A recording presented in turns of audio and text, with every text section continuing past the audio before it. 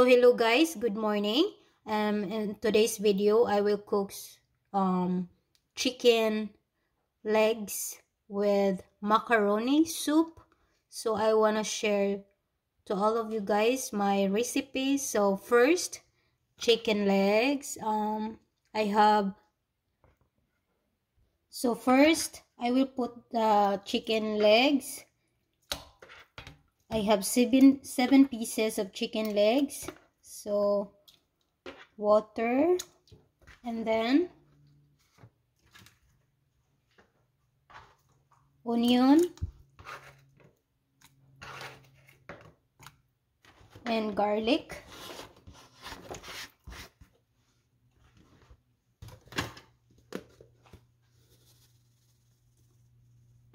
black pepper and garlic powder. So make it boiled. So for the macaroni guys, so water and 1 teaspoon of oil. So oil and then macaroni, 1,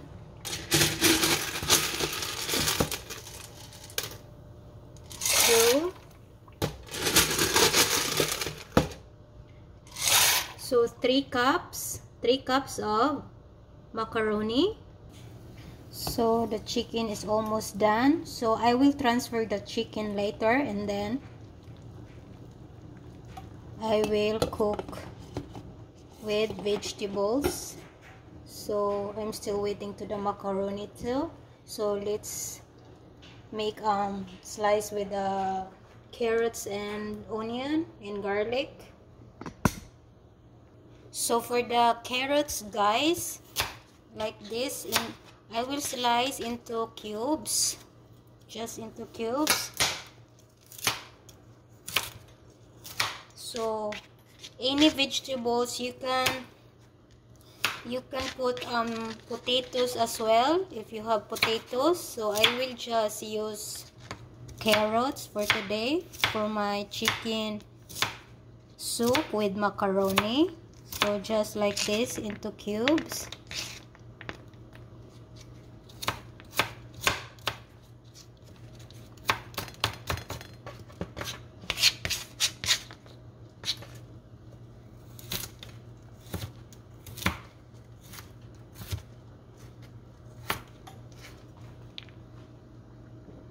So this is my macaroni now guys. So my macaroni is already cooked. So I will transfer this.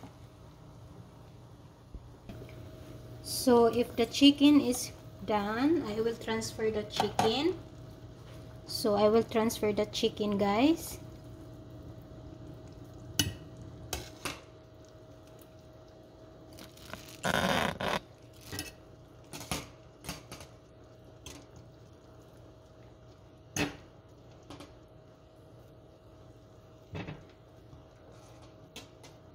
So after that, we will save the chicken broth. So next, so first oil, so a little bit of oil. Next, garlic and onion.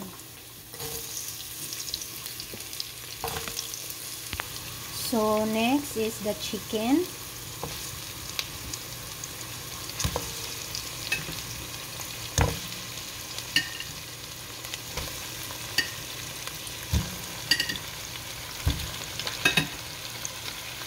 Next, the chicken cubes, the lauris, and then the black pepper and the garlic powder. Mix.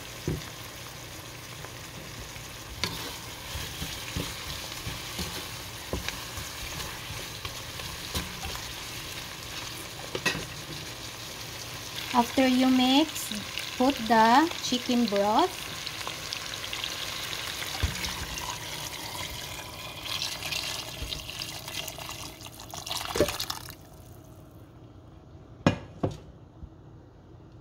make it boil.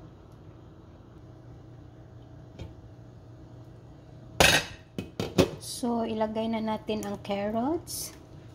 Put the carrots, guys.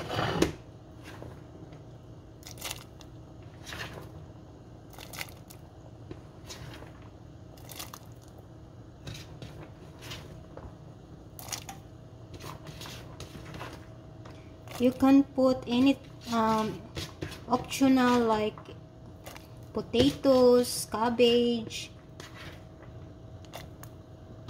anything that you like, but I will just put only carrots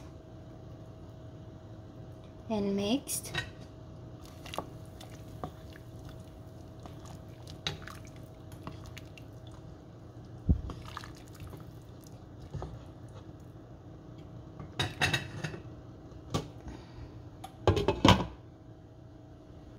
So, ito na yung macaroni, guys, na na-transfer ko. So, do not wash your macaroni after you boiled. So, ilagay ko na siya, guys, kung maluluto na ang carrots.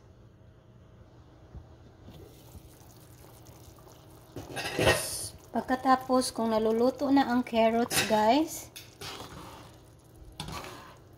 ilagay natin ang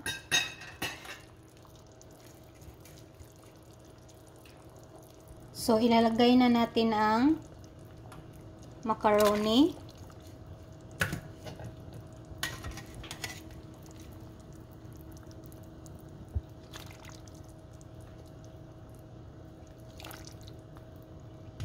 So, this is so good when the weather is cold, like winter. So, this is good for the winter.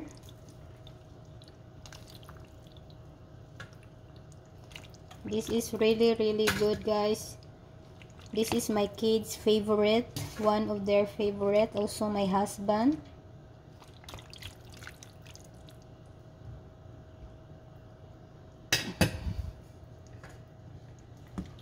So the macaroni is only 4 cups. 4 cups of macaroni.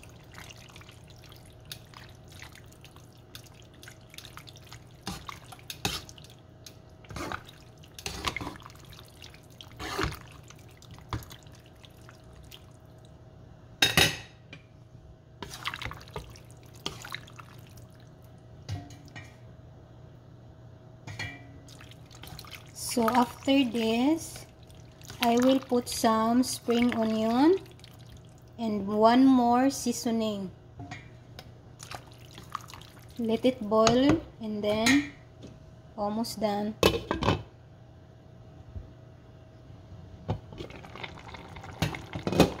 So lastly, this is the roasted garlic and herbs. If you don't have magic sarap, if you don't have this, this is a Filipino recipe. If you don't have this, so you can use the roasted and garlic and herbs.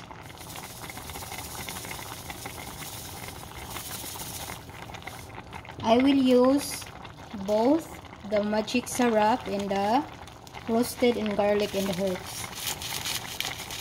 Just a little bit and mixed. So this is the final recipe for the chicken soup with macaroni.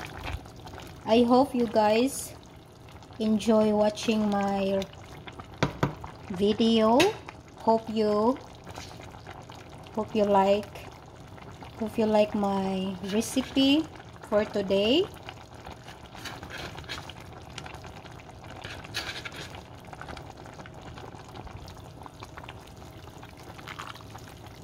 So this is the finished product. So I will try it now. It's really good, guys. 100%. If you want to add more seasoning, you can add. It depends on your taste.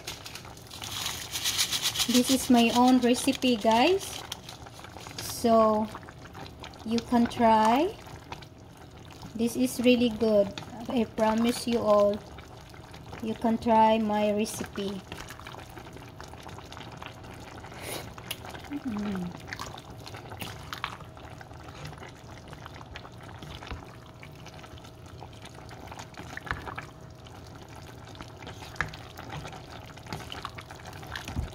So that's it for today, guys, and thank you for watching my video, and don't forget to subscribe for those who's not subscribing yet, and hit the notification bell, and shout out to my aspirant family and silent viewers. Thank you for always there for watching my videos, and God bless you all. Thank you for watching. Bye bye.